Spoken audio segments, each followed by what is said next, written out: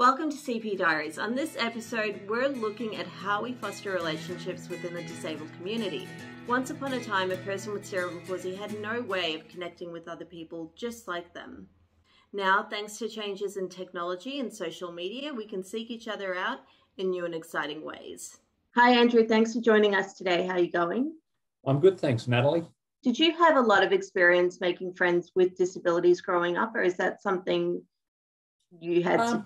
Look, a little bit. I obviously met other disabled kids and children through the Children's Hospital when I was going there and having a lot of my physiotherapy sessions. But outside of that, I didn't really. I went to a normal school from grade 1 onwards.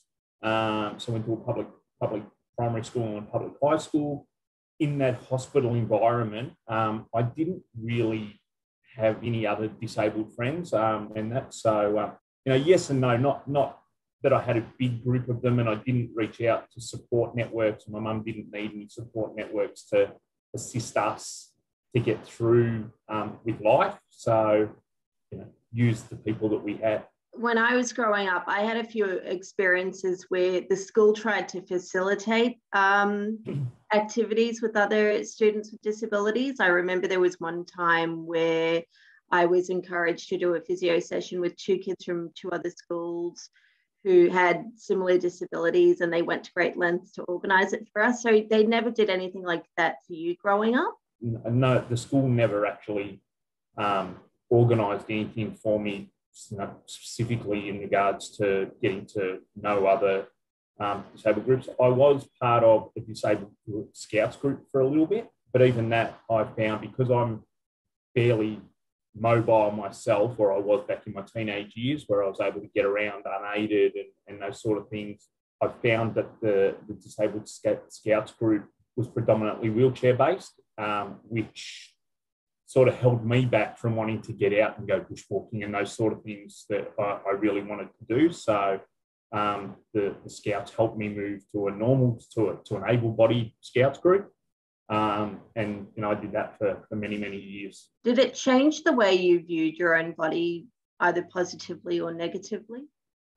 No, I've never really thought of myself as disabled. As I said, I was fairly self-sufficient. I lived a fairly normal life. I did everything I wanted to do. So I never really, and it's only in the past sort of 12, 18 months with me getting old and coronavirus sort of causing some other issues for me, that I've had to really do anything to manage my disability and my CP. But prior to that, I've never really considered myself disabled. Yes, I know I'm obviously disabled and I needed assistance with, climbing over things and getting in and out of cars and some of those sort of things, but I never let it bother me and make me really stop and do anything.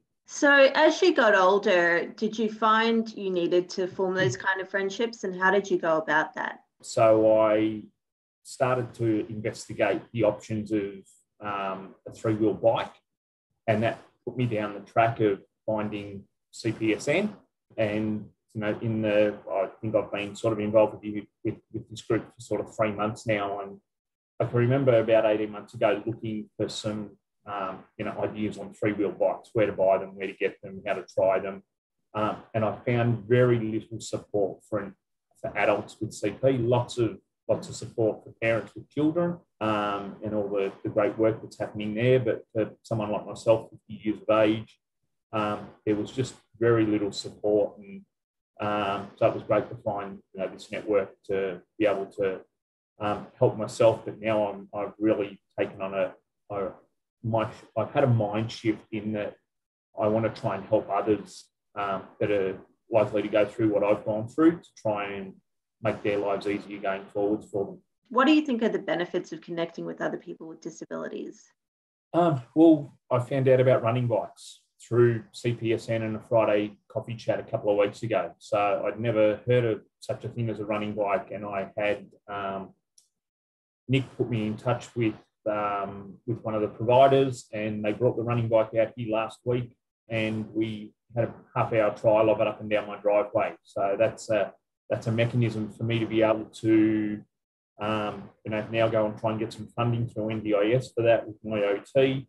And then that'll allow me to explore more of my neighbourhood and get out further. Whereas at the moment, I might go for a 20-minute walk, and I'm walking, around my block, and that's about it before I fatigue. Whereas the running bike will take the stress off my back and my hips and hopefully allow me to travel that little bit further. We've got a lovely creek and a bike path at the end of our street, which I drive to at the moment and then go for a 20-minute walk. Whereas, the running bike might allow me to actually walk down to that and walk further along the creek.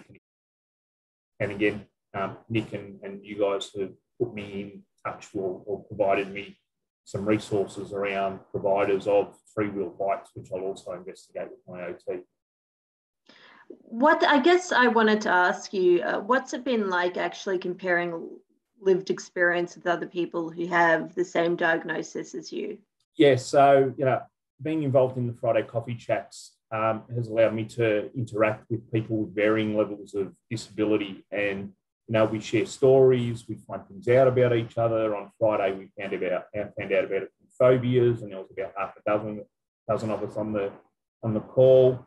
And we spoke about, what sort of assistance we need, and someone was scared of lifts, but they were in a wheelchair. So how do you get around if you're scared of lifts in a wheelchair?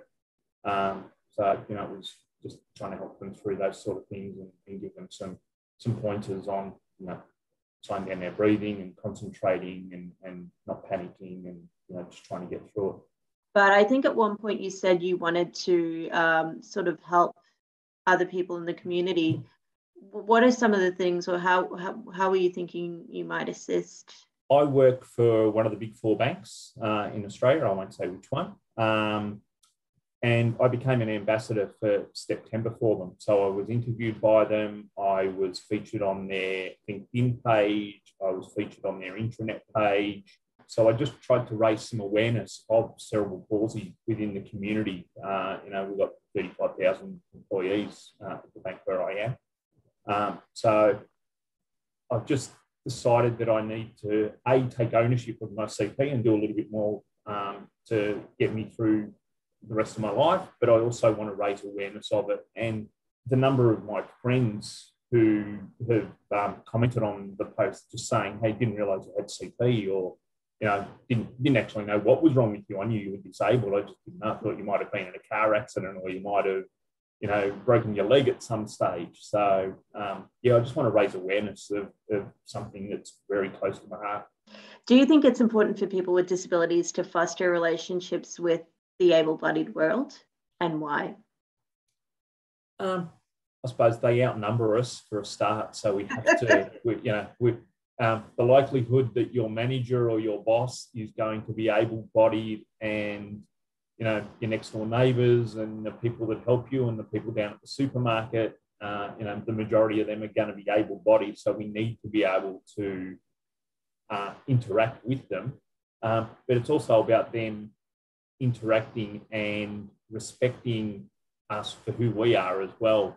But so I can see the need to have support networks and the Friday Coffee Chats and being friends with people with disabilities, because you are able to share stories and share tips on how to get through things and where to find things that we need to help us with our disabilities.